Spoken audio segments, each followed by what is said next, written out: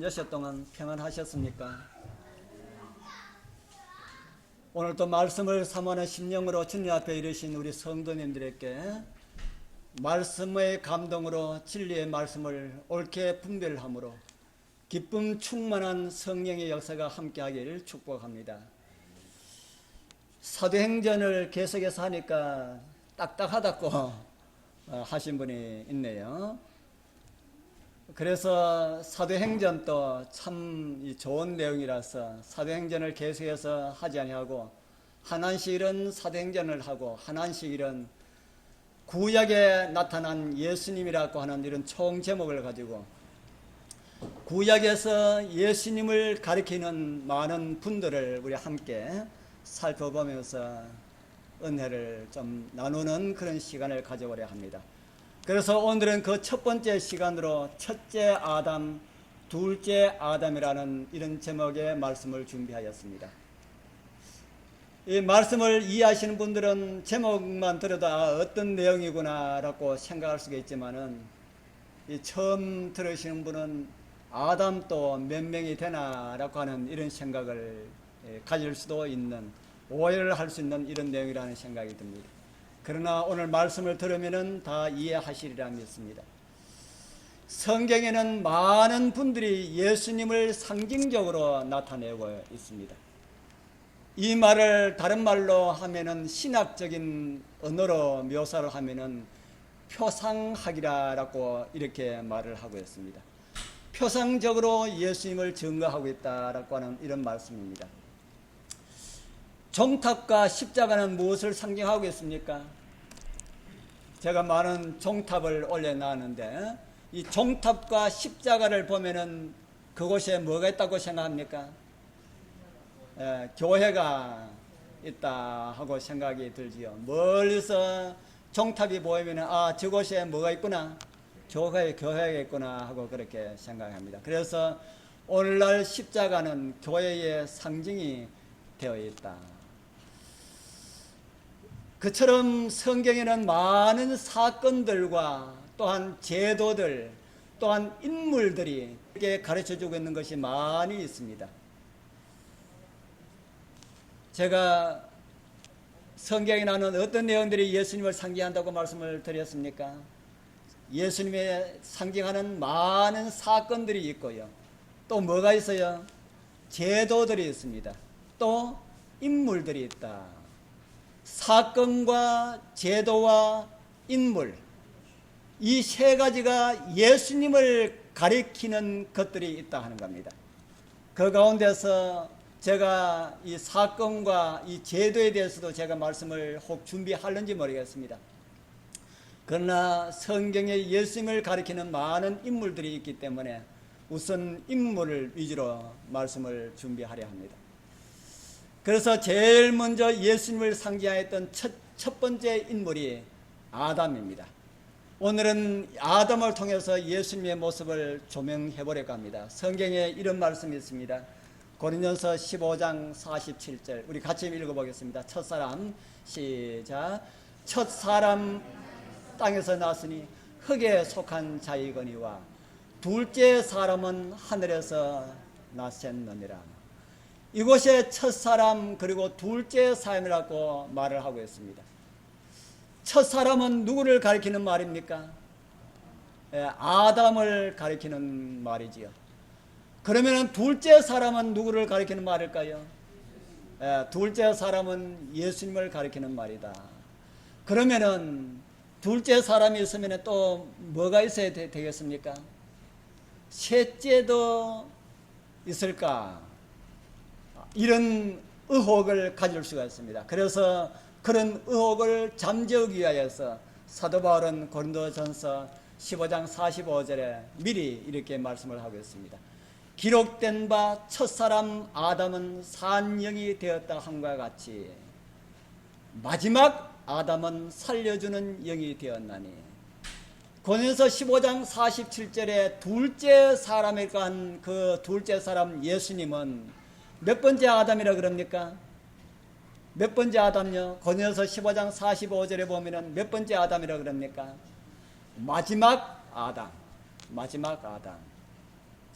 첫사람 아담이라고 하고 둘째 사람을 마지막 아담이라 그렇게 성경은 기록을 하고 있습니다. 그러니까 예수 외에는 또 다른 아담이 있답니까 없답니까? 예수 외에는 또 다른 아담이 없다. 더 이상 우리의 죄와 관련하여서 새로운 존재가 없다. 그렇게 사도 바울은 못을 받고 있습니다. 이 말씀 하나로 재림 예수라고 하는 사람들은 다 거짓 증거임이 명백하게 드러났습니다. 오늘 교과 공부 시간에도 저희들 이 재림 예수에 대해서 말씀을 나누는데요. 아담은 어떤 면에서 예수님의 표상이 되고 예수님을 우리에게 소개를 해주고 보여주고 있는지 말씀을 통해서 우리 한번 살펴보고자 합니다.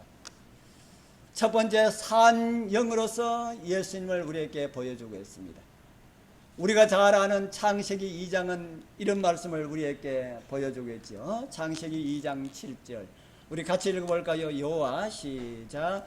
여호와 하나님이 흙으로 사람을 지으시고 생기를 그 코에 불어넣으시니 사람이 생명이 된지라. 여호와 하나님이 흙으로 사람을 지으시고 그 코에 생기를 불어넣으시니 사람이 생명이 된지라. 이렇게 성경은 기록을 합니다. 하나님께서 흙으로 사람을 지으시고 코에 불어넣으신 것이 뭐라 그럽니까? 코에 무엇을 불어넣으셨다고요? 생기. 그래서 어떤 분들은 그것이 영혼이구나 생각하는 많은 사람들이 있습니다. 사실 이곳에 나오는 이 생기를 영혼으로 그리고 혼으로 번역한 곳이 성경에 있습니다. 잠언 20장에 보면은 이런 내용이 나오는데요. 사람의 영혼은 여호와의 등불이라 사람의 깊은 속을 살피느니라 라고 말하는 여기에 나오는 이 영혼이 창세기 2장 7절에 나오는 생기와 같은 그런 언어입니다. 또 이사야 57장 16절에도 거기에 말하고 있는데 마지막 부분에 보면은 나의 지은 영과 혼이 내 앞에서 곤비할까 함이라 라고 말씀하고 있는 그 혼이 생기와 같은 원어인 네시마를 쓰고 있습니다. 그럼 우리 하나님께서 사람을 지으시고 코에 불어넣은 생기가 무엇일까? 생기가 무엇일까? 이 한번 좀 분석을 해봐야 되겠죠. 정확하게 생기가 무엇일까?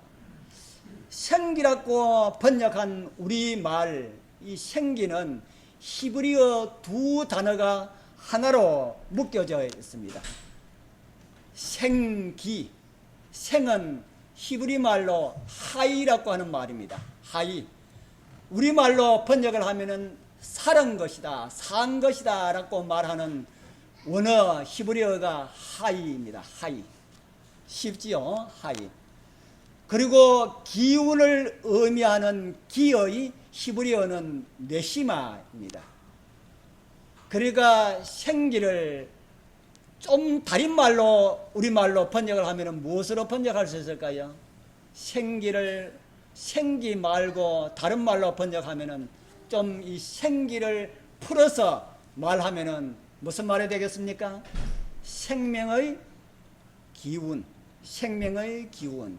생기를 풀어서 우리가 보면은 생명의 기운으로 번역할 수 있습니다. 정확한 번역은 하나님께서 생기를 불어넣었다 하는 것보다 좀 더 정확한 것은 생명의 기운을 불어넣으셨다라는 말이 좀 더 알아듣기 쉬운 그런 말이다. 그렇게 제가 생각이 듭니다. 지난번에 성경 나눔 안식일 오후에 성경 나눔 시간에 제가 한번 말씀을 드렸지요. 바로 이 생명의 기운은 숨쉬게 하는 힘입니다. 바로 생명의 능력입니다. 그래서 우리는 성경에서 이런 말씀을 보게 됩니다. 이사야 2장 22절 우리 같이 읽어볼까요? 너희는 시작. 너희는 인생을 의지하지 말라. 그의 호흡은 코에 있나니 수에 칠 가치가 어디 있느냐. 이곳에 나오는 호흡이 생기의 생자 빼고 끝에 나오는 기와 같은 네시마입니다. 그래서 이 말씀을 이렇게도 번역할 수가 있는 말입니다. 너희는 인생을 의지하지 말라. 그의 힘은 코에 있나니 수에 칠 가치가 어디 있느냐. 이 말씀을 여러분들 인정하십니까? 많은 사람들이 이거 모르고 살아갑니다. 너희는 인생을 의지하지 말라. 그의 힘은 어디에 있다고요? 코에 있다. 어떤 분들은 사람의 힘이 배에서 나온다고 합니다. 그래서 뭐라 그럽니까? 옛날에 저희 어머니도 그래요. 밥을 많이 먹어라. 밥 많이 먹어야 힘을 쓰지. 무슨 힘이라 그럽니까? 배심, 밥의 힘이다. 그렇게 이야기합니다. 그런데 조금 똑똑하신 분들은 힘이 어디서 나온다 그래요? 힘이 어디서 나온다 그래요? 머리에서 나온다. 머리를 잘 써야 힘이 있지. 그렇게 말합니다. 그런데 성경은 말하기를 힘이 어디 있다고 합니까?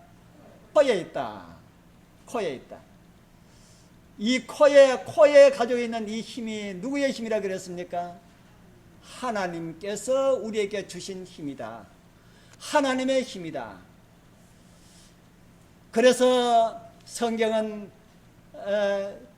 수에 칠 가치가 없다. 그렇게 말하지요. 그 이유는 자기들 힘으로 살아가는 것이 아니라 누구의 힘으로 살아가기 때문에 그럽니까? 우리는 모두 하나님의 기운으로 살아가고 있다. 그래서 여기서 그리스도인들과 비그리스도인의 차이가 있습니다. 그리스도인들은 자기 힘으로 살아가는 것이 아니라 하나님의 힘으로 살아간다는 것을 깨닫고 사는 사람들이고요. 비그리스도인들은 자기 힘으로 살아가고 있다고 생각하고 있는 그런 사람들입니다. 우리가 숨을 쉬고 있으니 살아있다 하는 것을 성경은 우리에게 가르쳐주고 있지요. 숨이 끊어지면 우리는 다 무엇입니까? 숨이 끊어지면 우리는 다 뭐와 같은 존재들입니까? 흙과 같은 존재들이다. 그 숨 쉬는 기운은 나의 힘이 아니라 하나님의 힘이라는 사실을 우리 성도님들은 잊지 마시길 바랍니다. 그래서 나는 하나님의 힘으로 살아가고 있다. 나는 하나님의 힘을 빼버리면 나는 오늘 흙으로 돌아가고 있다는 이런 사실을 잊지 마시라 하는 겁니다. 그러나 이 땅에서 우리의 생명은 하나님의 생명의 선에서 끊어져 버리기 때문에 세월이 자꾸 가고 나이가 자꾸 먹을수록 자꾸 뭐가 없어집니까? 자꾸 뭐가 없어집니까? 힘이 없어진다. 그래서 아마 우리 손자노님 지금 힘이 아마 20대보다는 아마 힘이 좀 적을 거다 하는 생각이 듭니다. 맞는지 모르겠습니다. 맞습니까? 우리 모두가 거의 여기 계신 분들 50 가까이 되신 분이나 50 넘으신 분들, 60 넘으신 분들은 거의 그런 생각을 가질 수 있을 것이라 하는 이런 생각이 듭니다. 그러다가 계속해서 이렇게 시간이 가면은 돌아가는 힘이 다 끝나면은 멈추는 선풍기처럼, 선풍기 돌아가는 거 갑자기 코드를 딱 빼버리면은 돌아가잖아요. 제가 이런 이야기 많이 들었죠. 계속해서 돌아가지만은 끝없이 돌아갑니까? 그 돌아가는 힘이 다 끝나면은 선풍기가 그대로 멈추는 것처럼 우리의 호흡도 이미 끊어진 그 생명의 힘이 있는 동안 우리가 살아서 숨쉬지, 그 힘이 다 하면은 호흡이 끊어지게 된다. 그 시간을 우리는 은혜의 시간이라, 한정된 시간 속에 저와 여러분들은 살아가고 있다. 그렇게 우리는 이해를 할 수가 있습니다. 이 시간 동안 우리의 호흡이 있는 동안 하나님을 바르게 배우시고 정말 저 영원한 세상 끝없는 행복을 위하여서 준비하시는 우리 여러분들과 제가 되기를 바라고 원합니다. 그렇게 아담은 산영으로 창조함을 받았다. 산영으로 창조함을 받았다.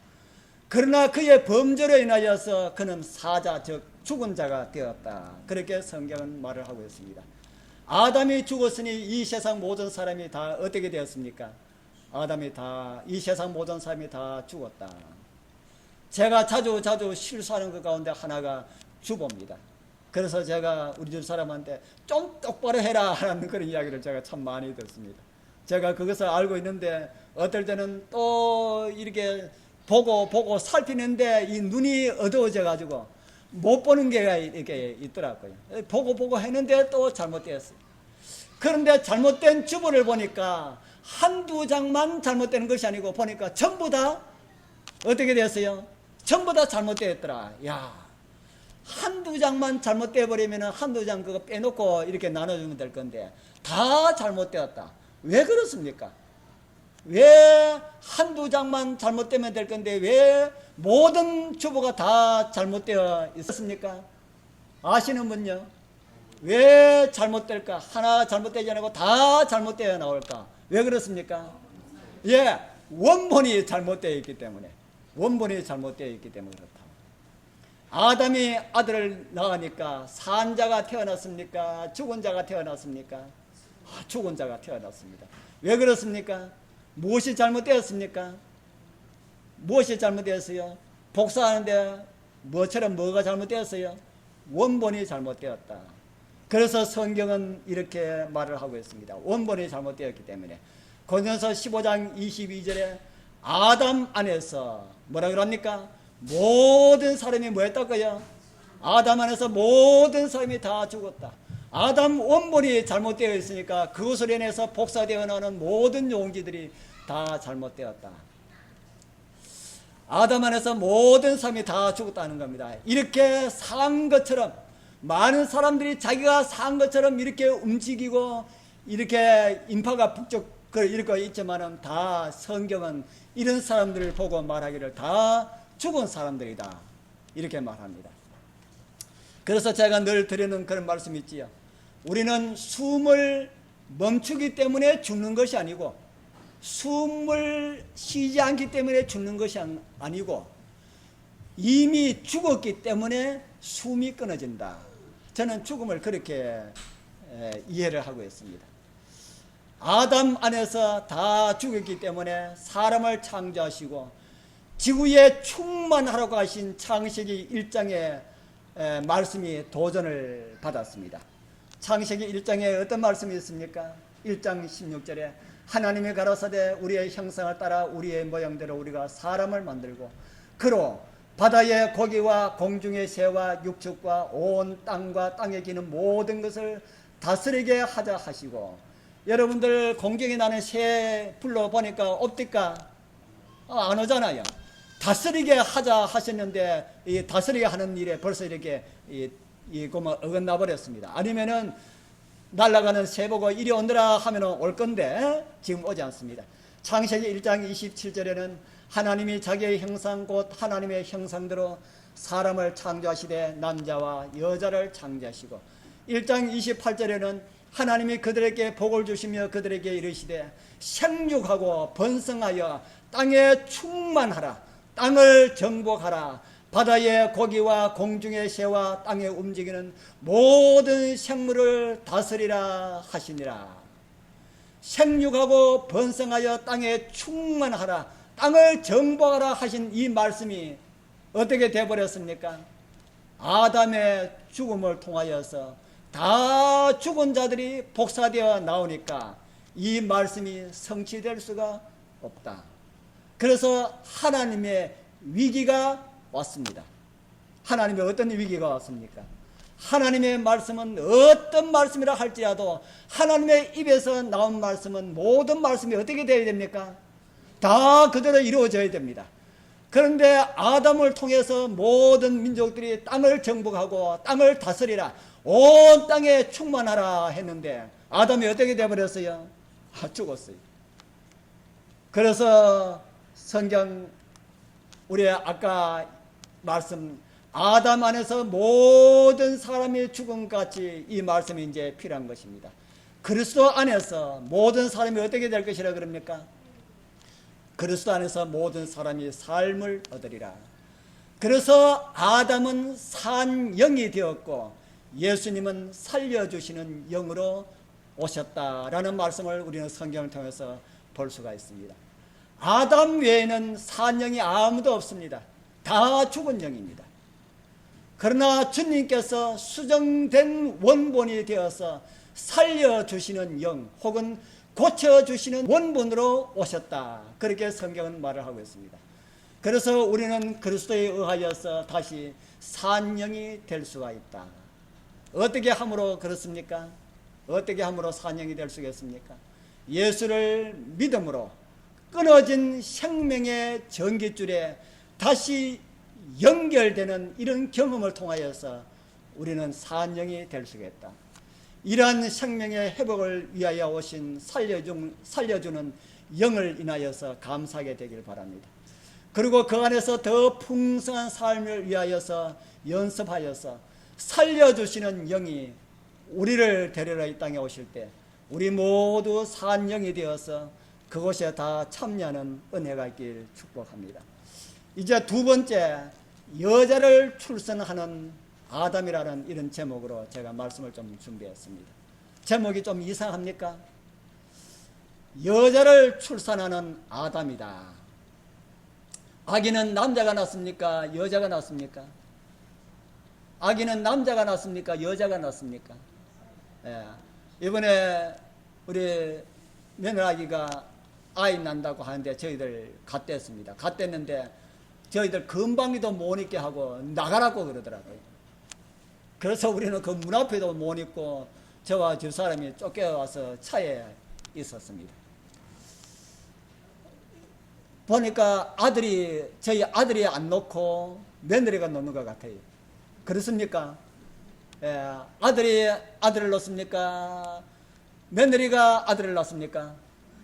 예, 여자가 아들을 낳는다. 그런데 여자를 출산하는 아담이다. 하나님께서 아담과 하와를 한꺼번에 만들었습니까? 따로따로 만들었습니까? 따로따로 만들었다. 왜 그럴까?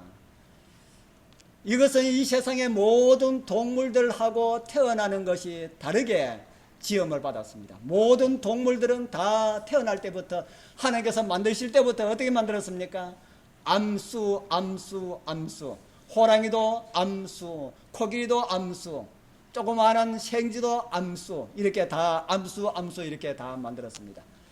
그러나 사람은 그렇게 만들지 않고요. 누굴 먼저 지으셨습니까?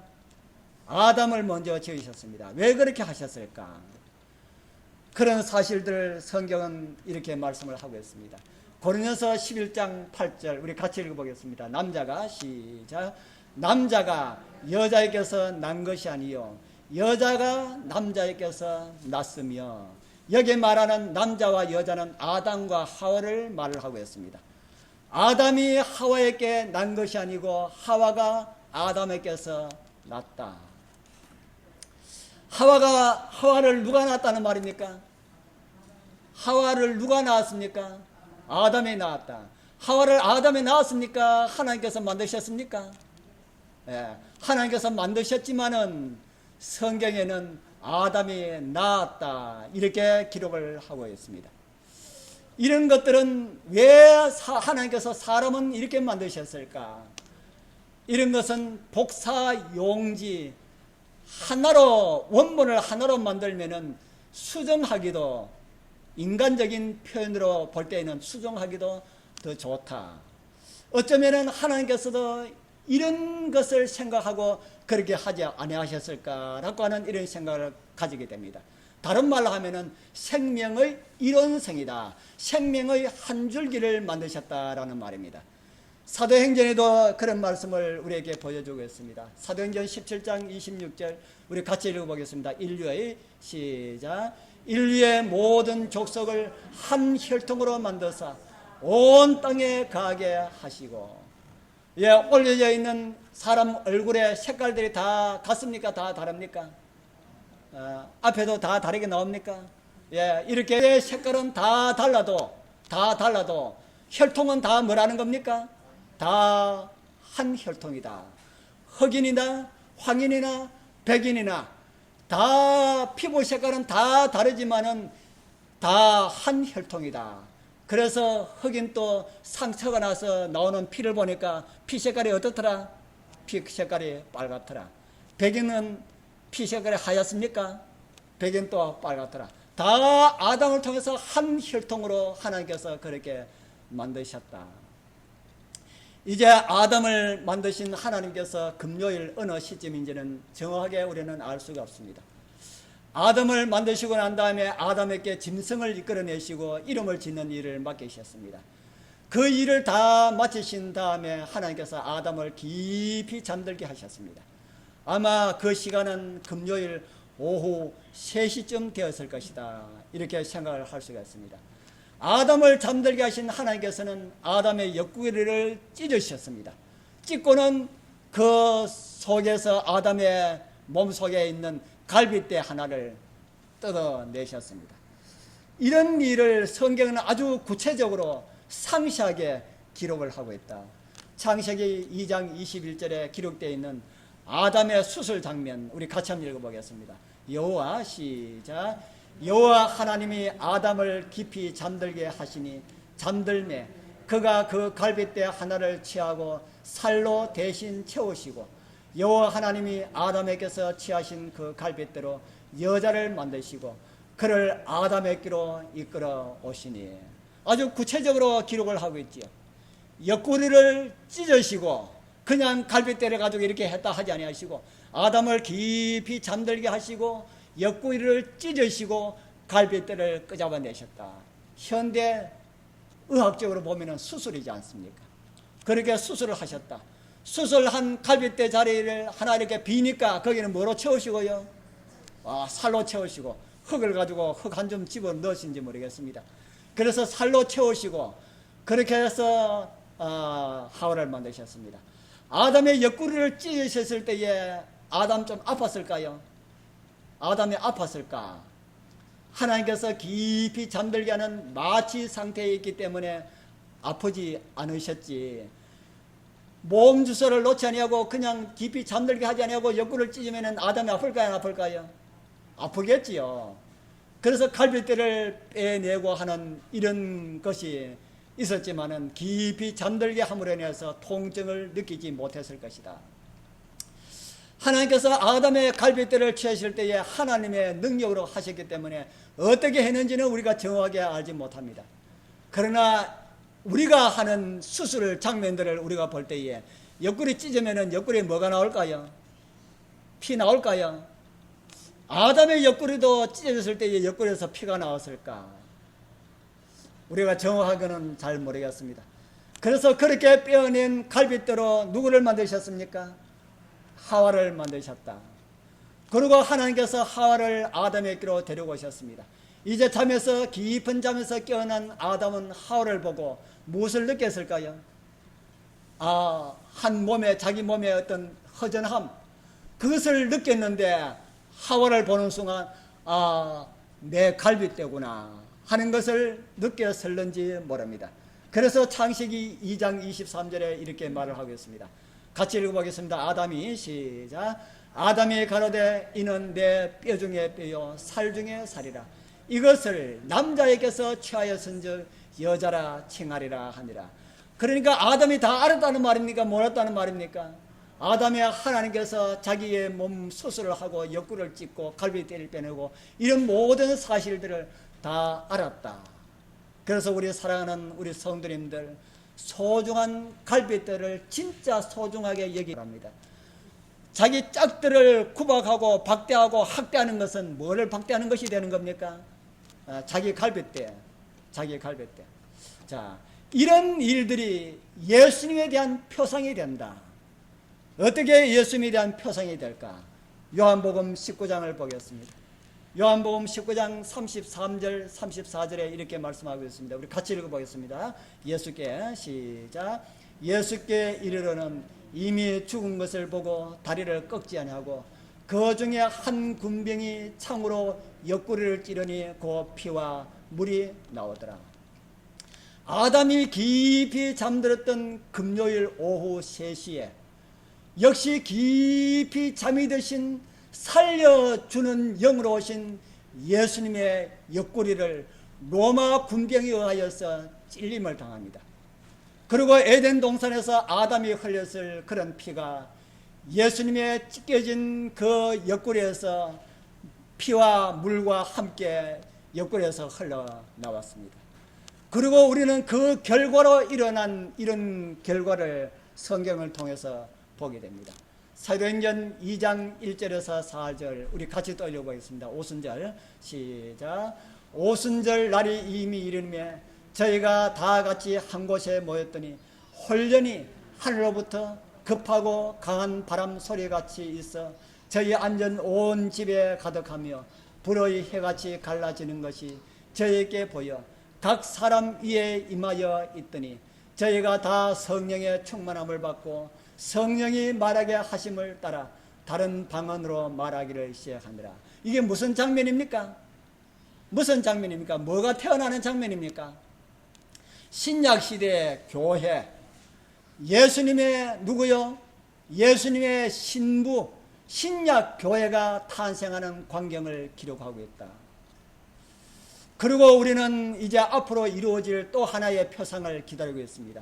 하울을 이끌어서 아담에게 데려오셨던 하나님께서 살려주는 영의 새로운 신부 교회를 이끌어서 교회의 신랑 되시는 예수님께 나가는 모습을 성경은 이렇게 그리고 있습니다.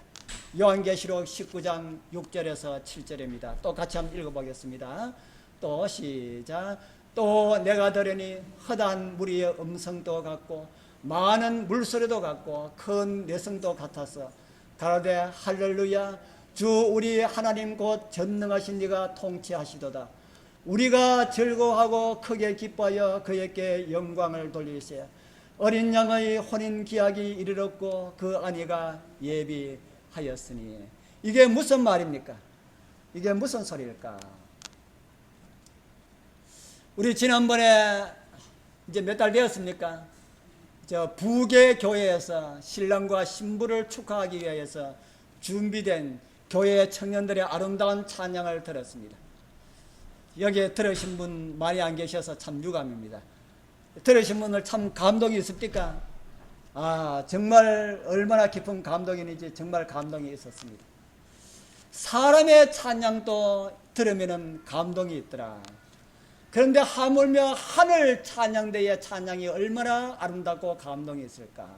하늘 찬양대의 찬양이 무엇 때문에 찬양을 부릅니까? 어린 양의 혼인잔치, 어린 양의 혼인잔치를 위하여서 특별 찬양을 하늘 찬양대가 부르는 그런 노래입니다.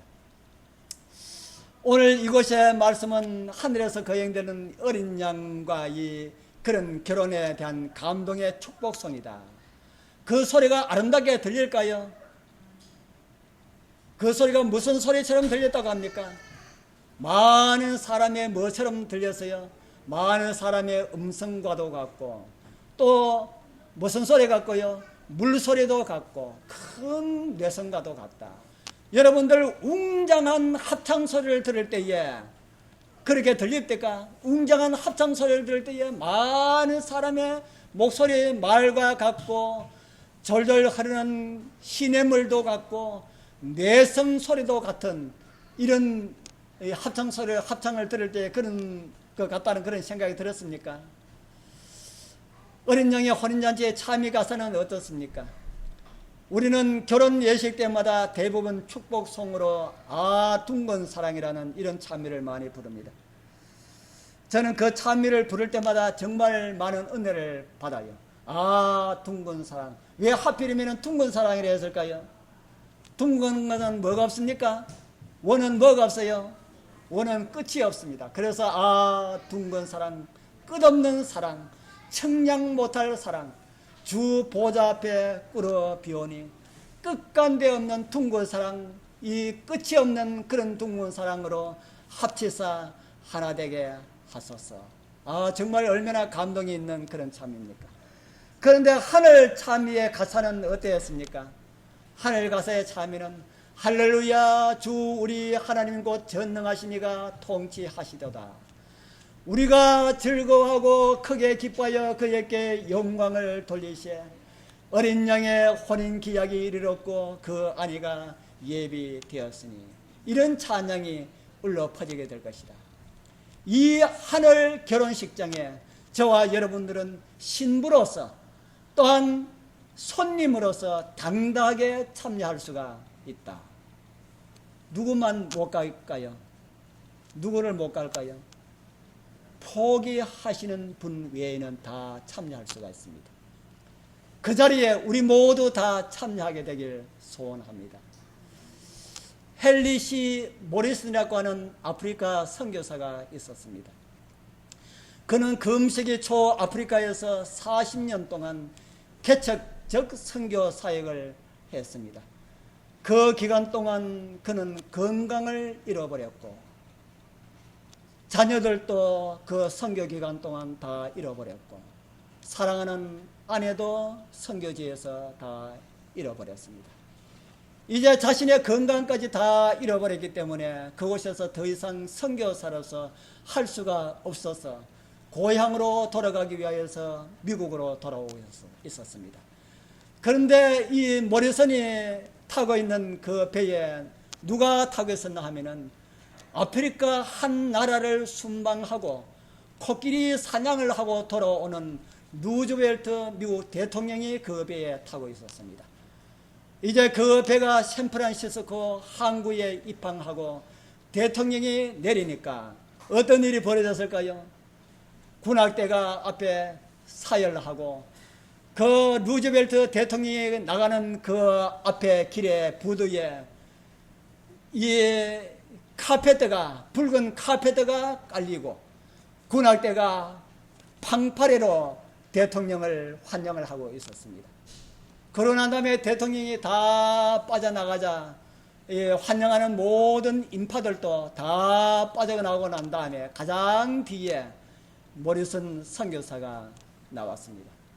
사람들은 이제 환영하는 인파는 한 사람도 보이지 않았습니다. 이 모리슨이 대통령을 환영하는 그 인파를 다 보고 난 다음에 자기가 나올 때에 아무도 환영해주는 사람이 없는 그런 광경을 보고 그의 눈에는 이 눈물이 맺혔습니다. 마음감이 교차되는 그런 시간이었지요. 그래서 이 선교사는 저녁에 해가 지는 그 노을을 바라보면서 하늘을 향해서 이렇게 소리를 쳤다 그럽니다. 주님, 이것이 40년간 아프리카에서 저의 청춘을 다 바치고 저의 가족을 다 바치고 저의 건강을 다 바치고 저의 일생을 바친 이런 결과입니까? 그렇게 눈물을 흘리면서 혼자 항구를 빠져나오고 있었습니다. 그런데 그때 해가 지는 석양 구름 속에서 찬란한 빛살이 비쳐나오면서 고개를 떨고 있는 선교사를 향하여서 주님의 이런 음성이 들려왔습니다. 사랑하는 아들아, 사랑하는 아들아, 너는 아직 고향에 돌아오지 않았다. 네가 고향에 돌아오는 그날에는 군악대의 나팔 소리가 아니라 천사장의 나팔 소리로 붉은 카페트가 아니라 황금 유리로 길을 깔고 내가 친히 너를 마중 나가 줄 테니 내 아들아, 너는 아직 고향에 돌아가지 않았으니 이것을 잊지 말라. 이런 음성이 그의 귀에 들렸다고 합니다. 사랑하는 우리 성도님들, 우리는 다 하늘 사람들입니다. 그렇기 때문에 이 땅에서 좋은 대접 받지 못하고 살아갈 수가 있습니다. 우리 믿음의 식구들에게도 때로는 푸대접 같은 것을 받으면서 살아갈 수도 있습니다. 교회 안에서도 다른 이해가 있기 때문에 스트레스를 받으면서 그렇게 신앙을 할 수도 있다는 것입니다. 집에서는 고생을 하지 않는데 집 나가면은 다 고생을 하게 되지. 우리가 당하는 고난과 역경이 있다는 것은 이 땅은 뭐가 아니라는 겁니까? 우리의 집이 아니라 하는 겁니다. 어렵고 힘들게 살아간다 할지라도 멀지 않은 날 우리 주님께서 당신의 신부인 하나님 백성들을 데리러 오실 때에 신부의 입장길은 붉은 카페트 길이지만은 하늘 우리 주님 우리 신랑을 만나러 가는 그 길은 무슨 길이라 그럽니까? 황금 유리로 만든 그런 길이고, 양 옆에는 인조 꽃들이 아닌 살아있는 하늘 천사들이 그 환영 대열 속에서 우리는 아버지를 만나기 위해서 아버지 앞으로 나가게 될 것입니다. 우리 사랑하는 성도님들, 이 영광 절대 포기하지 말기를 바랍니다. 산영이 되었던 아담이 잃어버렸던 것을 살려주기 위하여서 영으로 오신 예수께서 당신의 몸이 찢어지심으로 인해서 우리를 낳아주시고 하늘 사람 당신의 신부로 만들어주시고 이제 곧 우리를 데리러 오실 것입니다. 우리 그날 그 자리에 기쁨과 감격으로 참여하는 은혜가 있길 축복합니다. 기도드리겠습니다.